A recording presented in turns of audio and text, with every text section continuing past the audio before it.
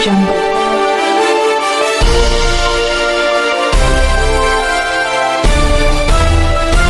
Audio Jungle.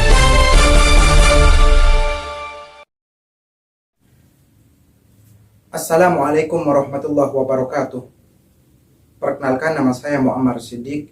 Saya mewakili rekan-rekan kami, mahasiswa UIN Maulana Malik Ibrahim, Fakultas Syariah, Prodi Hukum Tata Negara, kelompok 28, akan menjelaskan sedikit saja tentang yang namanya pandemi fatigue syndrome. Pandemi fatigue syndrome merupakan keadaan suatu masyarakat yang mana masyarakat tersebut merasa lelah terhadap suatu keadaan, merasa jenuh terhadap suatu pandemi yang akhirnya mengakibatkan masyarakat tersebut lalai terhadap peraturan dan tidak taat terhadap peraturan. Hal tersebut bisa terjadi karena suatu negara biasanya mengalami masa pandemi yang sangat lama, yang akhirnya masyarakat tidak taat dan masyarakat tidak patuh terhadap pemerintahan. Oke, itu saja. Mungkin akan dilanjutkan dengan tanggapan-tanggapan dari rekan kami. Pandemi COVID yang tidak kunjung selesai menyebabkan sebagian besar masyarakat Indonesia mengalami pandemi fatigue syndrome. Banyak orang-orang yang mulai mengabaikan protokol kesehatan seperti tidak memakai masker dan juga tidak saling menjaga jarak. Oleh karena itu, kita harus menanamkan prinsip bahwa setiap protokol kesehatan yang kita lakukan pasti ada manfaatnya. Tentu hal ini harus disertai dengan kesadaran pada diri masing-masing. Maka dari itu, untuk mencegah pandemic fatigue syndrome, kita harus melakukan hal-hal yang menyenangkan seperti hal-hal yang kita sukai dengan tanpa merugikan orang lain. Dan juga menjaga kesehatan seperti menjaga pola makan, pola tidur, dan juga olahraga agar emosi kita tetap stabil. Menurut saya, pandemic fatigue syndrome ini sangat banyak mempengaruhi masyarakat Indonesia. Sebab orang Indonesia terkenal dengan keramahannya dan suka bergotong royong dengan tetangga. Oleh karena itu, kesehatan mental masyarakat Indonesia harus lebih diperhatikan. Selain itu, faktor-faktor seperti kehilangan orang-orang yang mereka cintai, krisis keuangan, pembatasan perjalanan, penutupan tempat kerja dan sekolah, serta isolasi diri telah banyak mempengaruhi kesehatan mental mereka. Pandemi fatigue syndrome sangat wajar terjadi. Kita harus pintar-pintar menyaring informasi serta saling mengontrol emosi agar tidak saling menyalahkan antar pihak. Melakukan hal-hal positif yang bisa dilakukan selagi di rumah aja agar tidak jenuh dengan kondisi seperti ini. Virus COVID-19 tetap mengintai kita semua dimanapun kita berada. Hal yang harus kita lakukan selanjutnya adalah merefleksi diri, belajar menerima, dan sesuaikan ekspektasi dengan kenyataan. Harus saling mengingatkan untuk tidak abai protokol kesehatan dan saling memberi motivasi dan kepercayaan bahwa pandemi ini akan segera berlalu. Selalu melakukan spread love agar tiap orang tidak merasa sendiri untuk melalui kesulitan ini. Menurut saya, pandemic fatigue syndrome merupakan keadaan di mana seseorang mengalami kelelahan atau lebih tepatnya bosan atas pandemi yang terjadi. Tanggapan yang saya lakukan terhadap pandemic fatigue syndrome ini yaitu melakukan hal-hal yang baru yang menurut saya itu baik dan tentunya positif agar saya tidak bosan. Dan juga yang tak kalah penting yaitu jangan lupa untuk beristirahat yang cukup demi menjaga kesehatan secara fisik. Ketidakpastian berakhirnya pandemi COVID-19 dapat menimbulkan gangguan kesehatan mental. Dan dengan pandemi fatigue syndrome ini, masyarakat melakukan suatu kegiatan yang tidak dianjurkan di masa pandemi seperti mengabaikan aturan atau anjuran dari pemerintah dan tetap melakukan aktivitasnya seperti hari-hari biasa atau hari-hari sebelum ada pandemi dan ada pembatasan kegiatan. Masyarakat menganggap melakukan ataupun tidak pembatasan kegiatan akan tetap sama. Pandemi COVID-19 ini tidak segera berakhir, apalagi dengan adanya tuntutan ekonomi. Masyarakat merasa kesulitan dalam memenuhi kebutuhan hidup sehari-hari karena adanya sistem PPKM yang belum diketahui kapan akan kembali normal. Masyarakat juga membutuhkan waktu untuk berlibur, untuk mengurangi kejenuhan yang mereka alami. Upaya yang mereka lakukan hanya bertujuan untuk keluar dari zona pandemic fatigue syndrome. Mendengar kata pandemic fatigue atau kelelahan di masa pandemi, hal ini merupakan hal yang biasa kita dengar di kalangan masyarakat saat ini.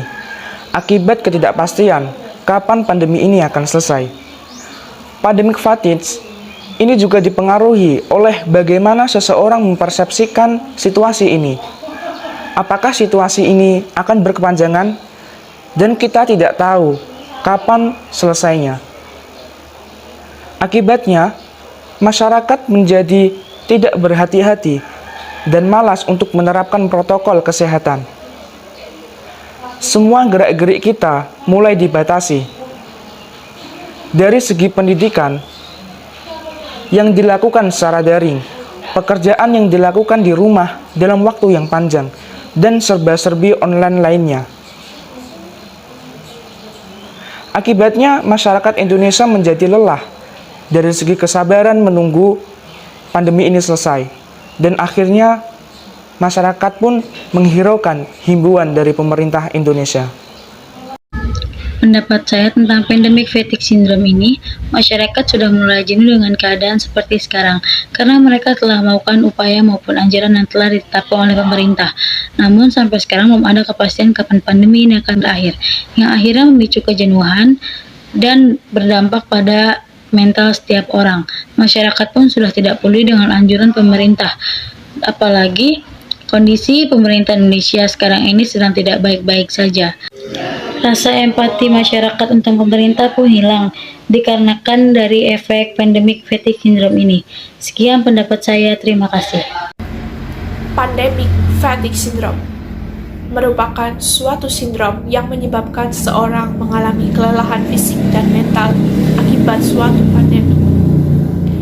Ketidakpastian kapan berakhirnya suatu pandemi menyebabkan seseorang mengalami suatu titik jenuh dalam menjalankan new normal.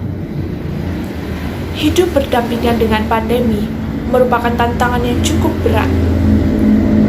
Tekanan dari berbagai sektor memaksa kita untuk tetap bertahan.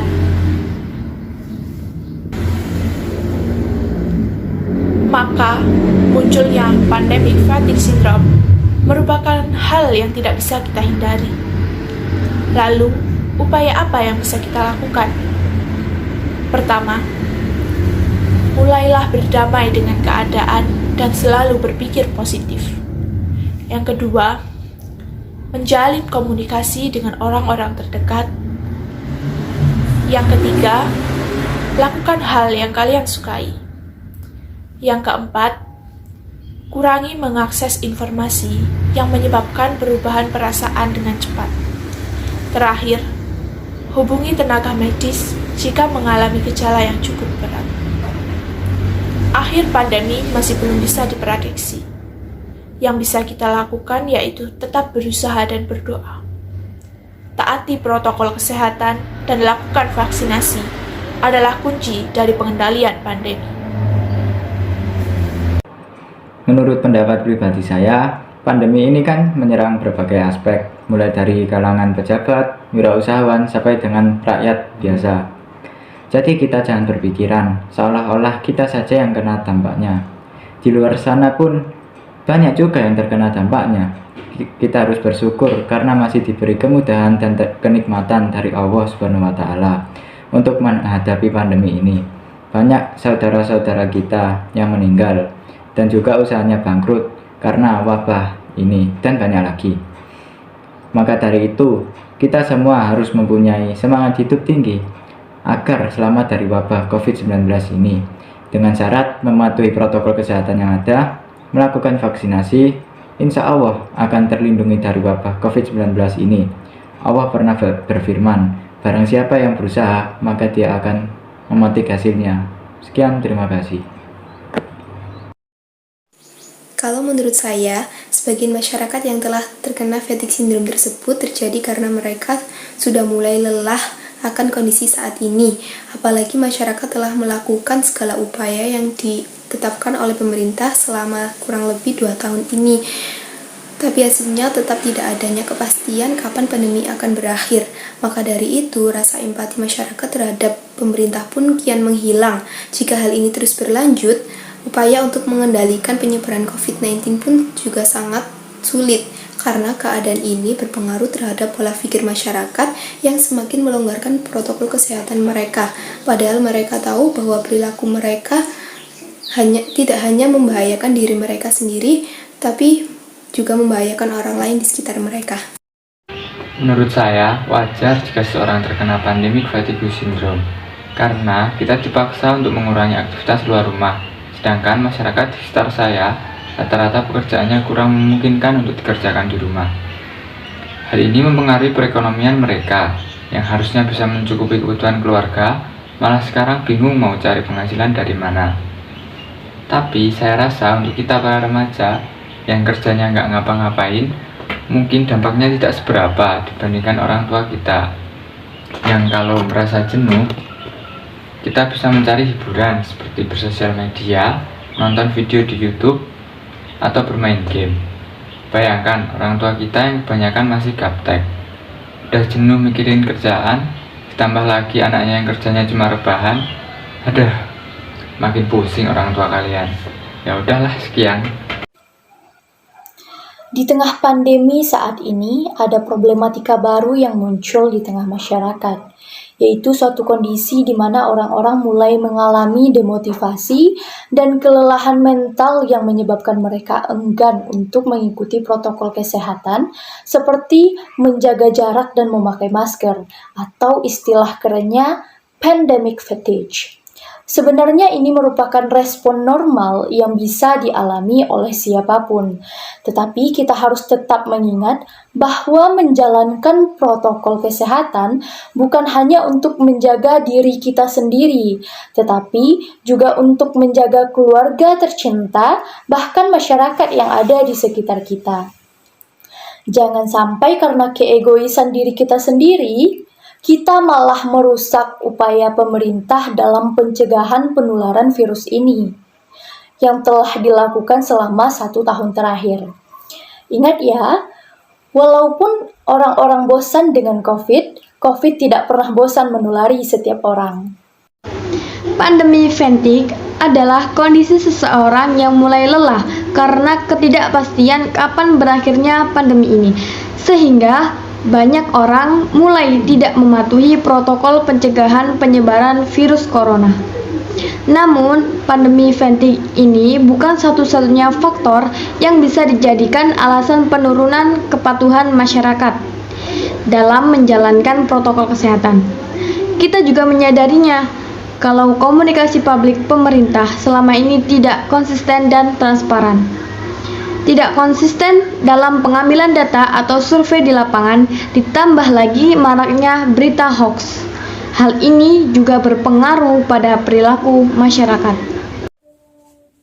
Nah, itu merupakan tanggapan dari rekan-rekan kami tentang sebuah fenomena yang terjadi di masyarakat yang namanya pandemi fatigue syndrome. Kurang lebihnya saya mohon maaf.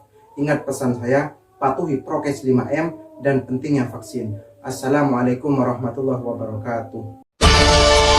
Audio Jungle.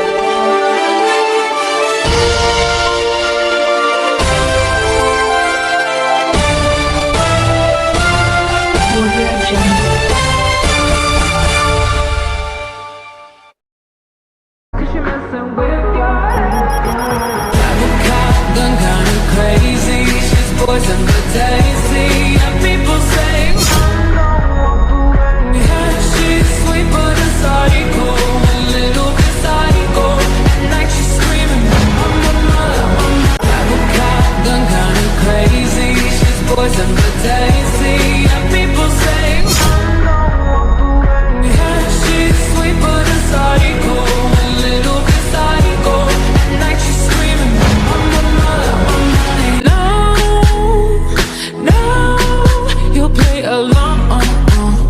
You